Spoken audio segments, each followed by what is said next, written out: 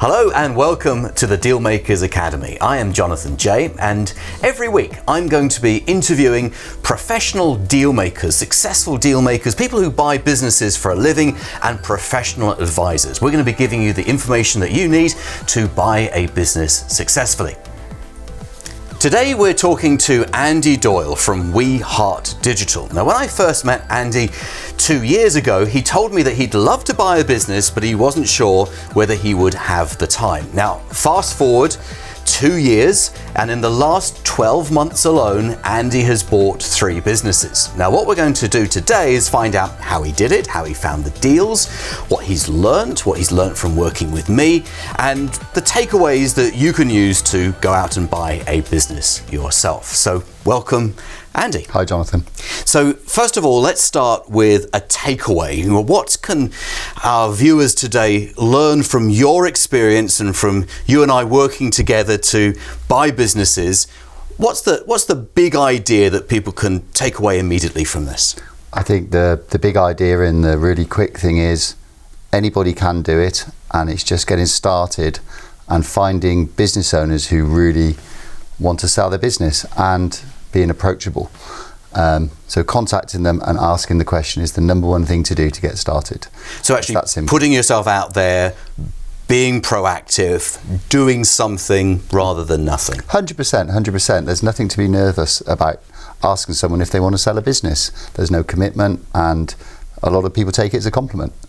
Absolutely. Yeah. It's interesting actually that your starter tip isn't an accountancy one, no, isn't a legal one, no, isn't a due diligence one, because all of that really comes later in the process, doesn't it? And that's exactly it. It's that sort of process you start to follow once you get to a point of actually having a conversation with someone about their business. So let's start at the beginning. When we first met, I think you saw me speak at an event. Heathrow, yeah. We chatted briefly afterwards, I recall, and then you joined the program. What was going through your mind at that early stage? At that stage, before that, I was trying to sort of think how I can grow my company. And the thing which really struck me was when you sort of said, instead of growing a company, buy a business with an existing team, existing clients, and an existing structure, and accelerate that growth. That was the number one thing where I thought, actually, that makes sense. So rather than just running more adverts, hiring more salespeople, having a good year, having a bad year, taking 1 step forward, 2 steps back. 100%. Let's go and find a business to buy and add X 100,000 or X million revenue. I mean, the first one we bought doubled our turnover. Oh, really? Yeah. Right. I didn't realise those were the numbers. So, so you actually doubled the size of your business with the first acquisition. Yeah, 100%. Very interesting. So when we started working together, I know that you did say on several occasions you weren't sure whether you had enough time to do this, and that was what was standing in your way. Yeah. But clearly, something must have happened because you've made 3 acquisitions in the last 12 months. So what was the shift in mindset for you?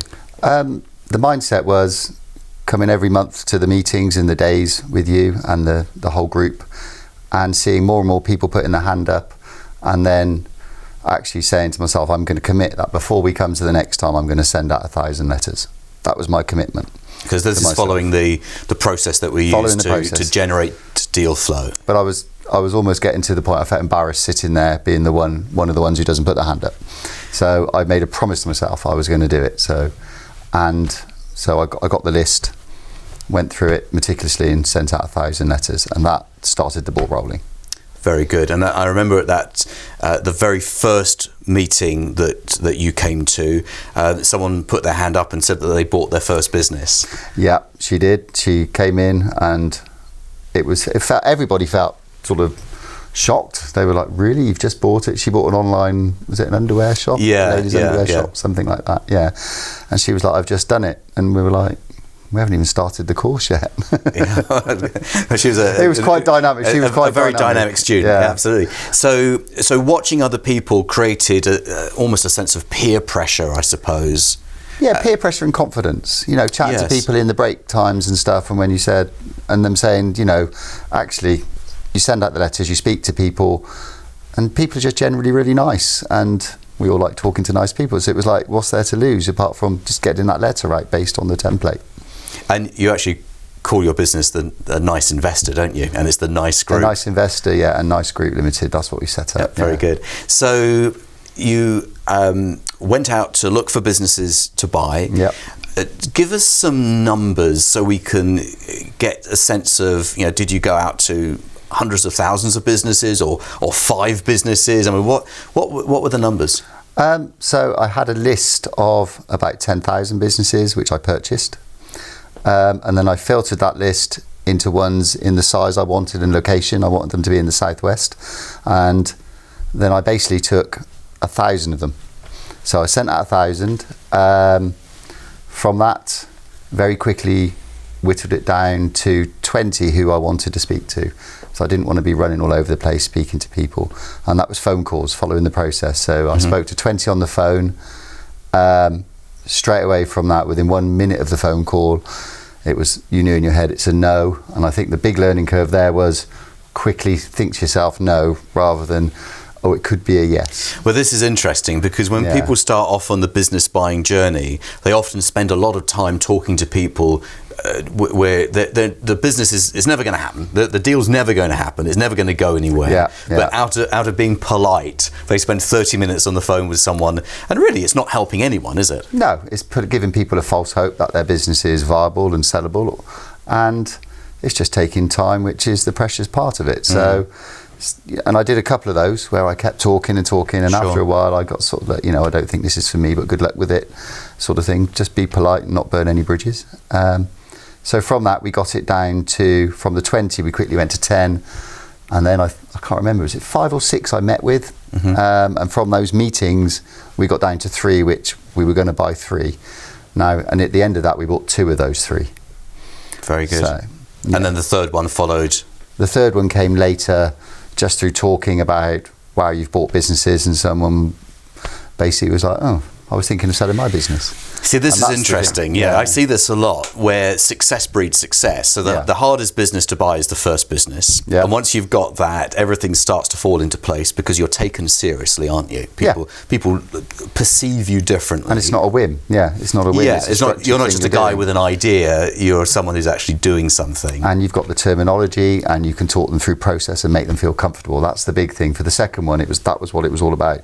I could really go, this is what will happen in this process. Yes. Are you okay with that? Because you'd already done it, and you knew exactly 100%. What was going to happen. 100%. And I think that confidence makes a huge amount of difference, doesn't it? Yeah, definitely. Yeah, there's nothing better than actually getting out and doing something rather than thinking about doing something. Or, like you said, the first one, it was a bit of a walk in the dark in certain times. But after that, you get an instinct or a feeling from it. Even that quickly after one, I mean, I can't imagine what it's like once you bought 20 or 30. It must be snap decisions very quickly, but we're much more structured and full on with it now. And you also have in your mind the process. I mean, I think I would have taught you the process, but until you actually put it into practice, as parts of it, it's like teaching someone how to swim. At some point, you've got to jump in the pool, haven't you? Exactly. You've got to get your feet wet. You've got to get in there, get wet, and not drown. Basically, absolutely. But it's good if you know that there's a lifeguard standing at the edge of the pool to grab you back out if you're heading for disaster. 100%, and having the people around you. So, acronyms. The world's full of acronyms in this sort of stuff. So just once you know more than others on that, you become an expert, don't you? If you know this and you haven't told them that yet, you're the expert because you're telling someone something new.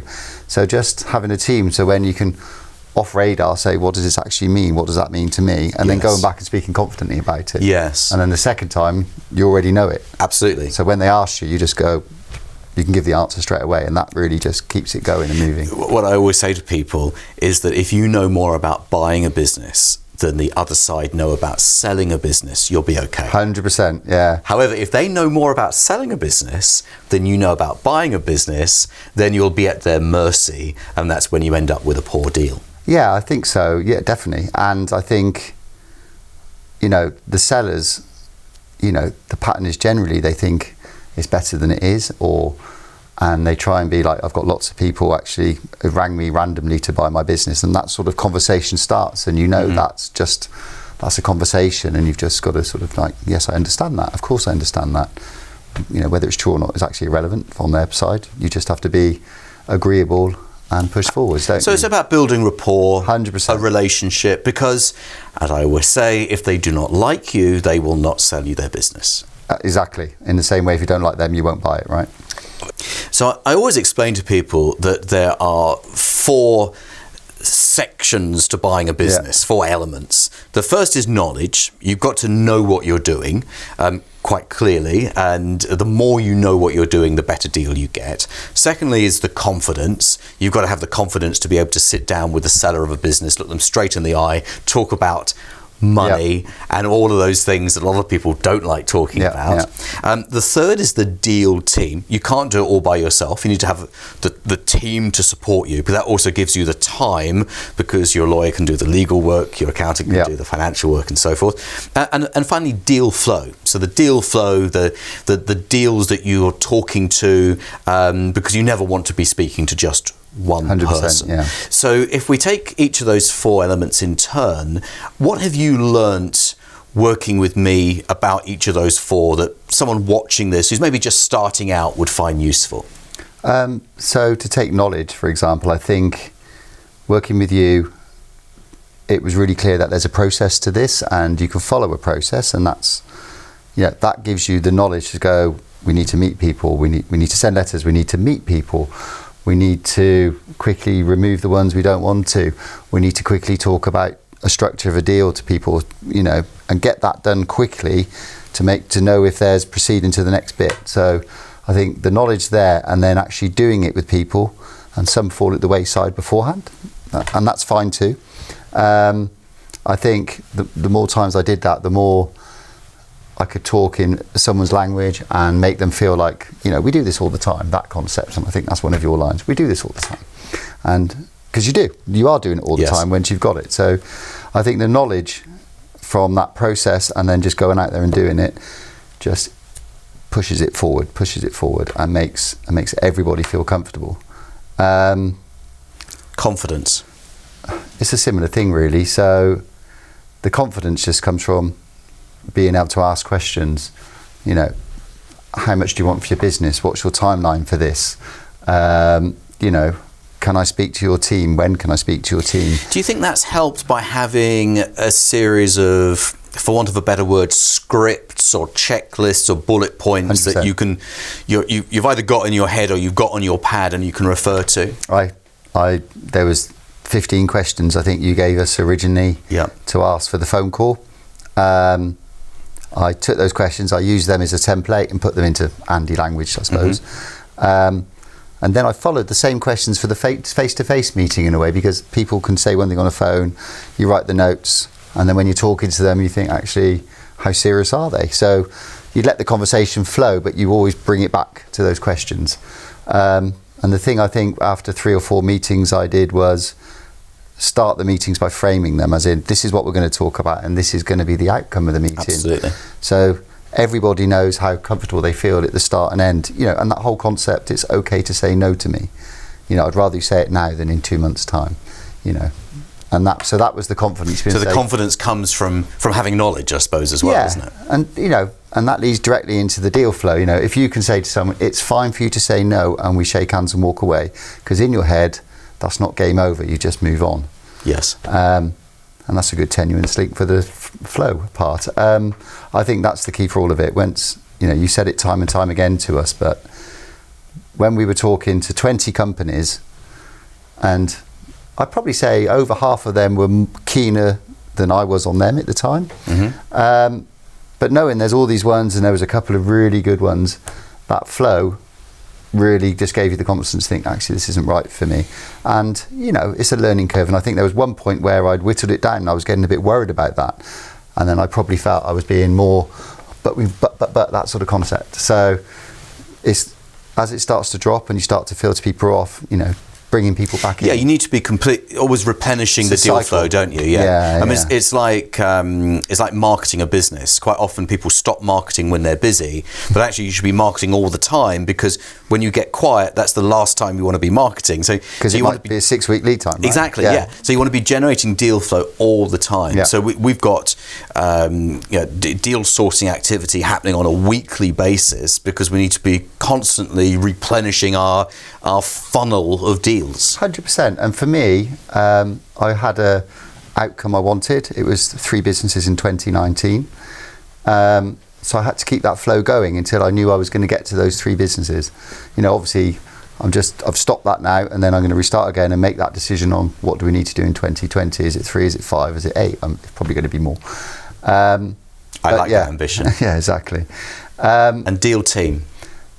The deal team, I think, was the most critical thing for me. I mean, I was lucky. I've got a very good relationship with my accountant, and he's up the road from me, so we were constantly sat together. I mean, that was the big thing. He was by me. I sat with him. I worked with him. He came up with the structures. He did the due diligence stuff I couldn't do, and the same with the lawyer. He put, the accountant actually, put the heads of terms together. The lawyer then put obviously his SPA, the sale purchase agreement, together. I'm doing the acronyms now, but just having that relationship between that and them two together, making them talk. So to summarise, it's the knowledge, it's the confidence, it's the deal team, and the deal flow 100%. Equals successful deal maker. 100%, 100%. So let's move the process forward a little bit. So we've found the businesses to buy. We've got that rapport and that relationship. And I talk a lot about structuring deals in a way that limit your exposure. That means that you're not refinancing your property, signing personal guarantees, and signing your life away. Tell us, as far as you're able to, without breaching any confidentiality, how you structured the deals so we can get a flavour of how you de-risked the transactions. Okay, so the first one was structured that there was a small amount up front, but that was taken out of the business on completion. So the business paid for the upfront deposit, and then it was structured of equal payments over 4 years. And that comes out of the business. Okay, now it's a bit of a leading question, and we both know the answer, but I just want to make sure that everyone watching this is clear on this. So you bought that business without utilising any of your cash. No cash was left in of your own. No, we didn't put any of our own cash in. And this was this the first deal? That was the first deal. Yeah. So this is the one that doubled the size of your company. 100%, yeah. Great. So so that was done, and that's what we're doing now. Every month the seller now gets a payment, and that comes out of the business itself, out of the profits. We've increased the profit of the business, so it's it's all positive on that sense. I think with that one we did pay some of the solicitors' fees ourselves, just because we had some cash to do with it. We could have easily then just passed you could invoice that back out to the company at a later date. But the accountant was like, at that company, that group, you've made a group of companies that actually doesn't make you any difference. It doesn't really matter. He said it's just a paperwork thing. So that was just a conscious decision, really. So that was the first one. The second one was a different animal. It was a business which wasn't as big as the first one, and it had some issues, he says candidly. So we bought that one for zero money, like nothing. Oh right, so it was a £1 deal. Yeah. But there was no consideration deferred, no earn out, nothing. No, nothing. Okay. No. So presumably you took over the liabilities of the business. Yeah. Yeah. Okay. So, and have you managed those? We're managing them and dealing with them. I would probably say, in hindsight, it was probably a bigger thing than I wanted. And I've learnt some stuff about due diligence, which is fine. Okay. Nothing terrible, but there's just, each time you do something, you've got to look at the positive of what did I learn from this. Sure. And there's stuff which lawyers and accountants can't pick up. There's stuff you need to go in there and do yourself by speaking to people. Yes. And I think we probably didn't speak to people in the team enough on that one, but that's okay. It's all okay. But like the risk is negligible because we didn't spend any money or anything on the business. Where, to bring it back to what many people do when they buy a business, the business broker encourages them to go and borrow the money. 100%. Maybe use their house as security. Maybe there's some equity in their property that they can release, and they give all that money to the seller, and then they're left with the business. And if they uncover things later that they don't like, well, it's too late, isn't it? Spent the money, yeah. So, yeah, exactly that. So we haven't done that. I've got small children. I'm not risking my house. Of course. And the third business, which we're just about completing on now, in terms of perceived value of the business, it's probably double the other ones, the first one. But again, I mean, this one's we're not spending a single penny of our own money. There's no deferred consideration. It's all coming out of assets from the business. Oh, so you're refinancing the assets? But they're not physical assets. They've got money in the bank. Oh, I see. And there's some tax returns coming back within 12 months, which we said that will go back to the sellers as well. But even in this one, even solicitors' fees, finder's fee, accountancy fees are all coming out of the business before completion. So very good. It's nil. Exactly nil, just time. So how do you feel now after doing this 3 times? What difference has it made to you as a person as much as to the business? As a person, I think it's funny. I met a guy I know who's a bit of an entrepreneur, and he comes from a family of entrepreneurs. And we were chatting about businesses. He actually asked me if I wanted to look at his mum's business.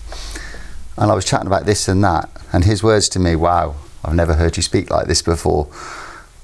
And I was like, "What do you mean?" And he was like, "You just get it, don't you?" He was just like, "You just get it now." You know, because we were talking about process and stuff to him because it's his mother, right? And so that was quite a nice thing he said to me. But just generally as a person, I feel it's funny. Up until the start of this, I always felt like I'd been making it up as I go along. You know, I had my business, I'd grown it a bit, we were doing quite well, but you sort of feel like you made it up as you go along, as someone starting a company from scratch. But now I feel, I suppose, more like a business guy. You know, you're a better businessman. Yeah, a better business guy. I can understand stuff. I'm looking at more structure of the businesses just naturally. And just trying, and everything's just running a bit better. Yeah, making bigger decisions in a lot quicker and more efficient way. Would you say now that you think more strategically? Yeah, definitely. I think a lot of business owners get so caught up into the detail of the operations, you only ever think tactically. You think about today's problems, and tomorrow you think about tomorrow's problems, and you get to the end of the month and you're actually no better off. You've just been solving problems.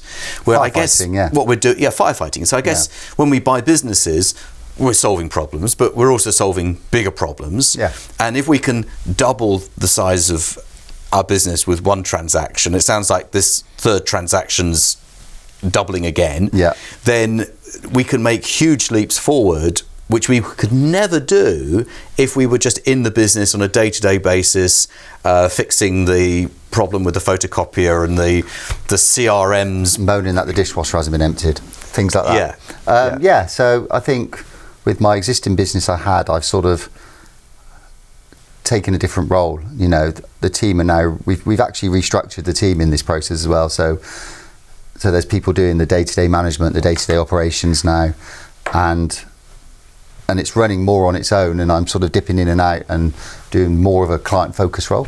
For the other businesses, you know, it really is more hands-off at the moment. So they just deal with themselves, and I get involved when they ask me or when they need me to. You know, all the clients have my phone number if they want to talk to the boss, and it does make you realise that you don't have to be in there doing the day-to-day every day. You can focus on the bigger picture stuff and actually focus on sales if that's what you need to do. So you've got 3 businesses in 3 different areas, 3 different towns. What are your plans to consolidate? So we've just going through planning at the moment. We found this beautiful Georgian building, it's about 2,500 square feet. And we're going to put all 3 businesses in the one building. We worked out it saves about, and this is the strategic thing, isn't it? It probably saves between £40,000 and £50,000 a year in terms of business rates, telephony, internet, bills, you know, utilities. Sure. And it also means I can spend more time in the offices with all the people, and the teams, they've all got complementary skills. They'll start to naturally work across each other and help each other, you know. So, you know, they're all really positive for it as well. They're all really looking forward to having this bigger team of engineers and designers and creatives all just working together to create. I think everything we produce after that point would be better. So with 3 businesses in 3 different towns, I guess you were going between the 3 of them. Yeah, I've racked up quite a few miles on the car, and just spending a lot of time just sat in the car driving around and not doing a great job, to be honest, because you're not focused. You know, I'm not in the office talking to customers. I'm not in the office talking to the staff. I was sat in the car for 2 hours a day every day. Oh my God, that during long? the day as well. Really? It wasn't a commute in the morning. It was during the 11 working day. a.m. driving to another office. So by putting them all together into one building, you're saving money. Saving money, saving on outgoing, saving on time, and there's space in the new building to grow, to bring another business in if we need to. And how long's your commute now? It depends if I stop for a coffee. I reckon if I get a coffee, it's 30 seconds, it will be. If I don't get a coffee, I reckon 20. That's pretty good. And a flat walk, where I currently do it, it's on a hill. This is a nice flat walk, and it's en route to my children's school, so it's actually quite a nice little setup. So really, in the 2 years that we've, actually it's less than 2 years that we've known each other, but we worked together for 12 months. Yeah. An awful lot has changed, hasn't it? Completely. It's the whole mindset is not you don't feel like you're the micro business having to do everything person. It's now a structured group of companies, and you're across the structure of companies and looking at the bigger picture and thinking what's the next stage of growth, rather than did we deliver that thing last Friday. So you're starting to think strategically. Yeah. You're thinking bigger. You're not thinking tactically and operationally on a day-to-day basis. So what's the plan? Is it to buy another business, to keep on growing like this? So the next plan, we're raising investment for another separate company at the moment, but again, it gives you confidence for all that as well. And then it'd be bringing in an MD into the group. So then there's someone who runs it, and probably can tell me what to do, right? Because they're the MD and they're running it day to day. And then that can carry on growing, as we're probably after Christmas then have another round of, because January, I remember working with you and you said January is a good time to start the process again. It's a very good time to start the process. In my head, I'm thinking January, I might reach out to some more businesses and see what's what. And again, walk away if there's no good ones, and if there's some good ones, we'll find them. And see about growing, getting another team in and more projects in. So that's the plan. So an MD running it day to day, and then I can go out looking for this stuff. I don't want to labour the point, but if we hadn't met at that event in Heathrow and you hadn't gone on a business buying journey and you just stayed operational, what would things have looked like then, do you feel? I'd have still had the existing business I had. Who's to say? I think it would have probably been just carrying on as it was for the 12 years before, just, growing a bit. Sure. And, small team working on projects and just be day to day on it, really. It wouldn't, we wouldn't have the 20 more customers we've got for this, and they're big customers for this one business. We wouldn't have the ability to get this contract for this huge company, which I can't say, for the next new business. The potential that's come from this is probably bigger than I'm even thinking right now as I'm talking to you. Fantastic. So if people want to get hold of you to find out more about what you do, quick 30-second advert for yourself. Your main company does... We Heart Digital. We make websites and apps. We do lots of event-based work and touch screens for large and small companies. weheartdigital.co.uk is the URL. And we're always looking to make really creative and really sort of interesting projects, really. That's our focus. Fantastic. Andy, thank you. So that was Andy Doyle. Andy has shown us how it's possible to buy a business, whatever your starting point. All you've got to do is have some focus, know that you want to achieve something more with your business. And I think what Andy's story has shown us is how you can take a business that's been running for 12 years and has been pretty steady for those 12 years, and just through one transaction, double the size of the business and then just keep on doubling it time after time after time. So next week, we'll be meeting another deal maker. Till then, goodbye.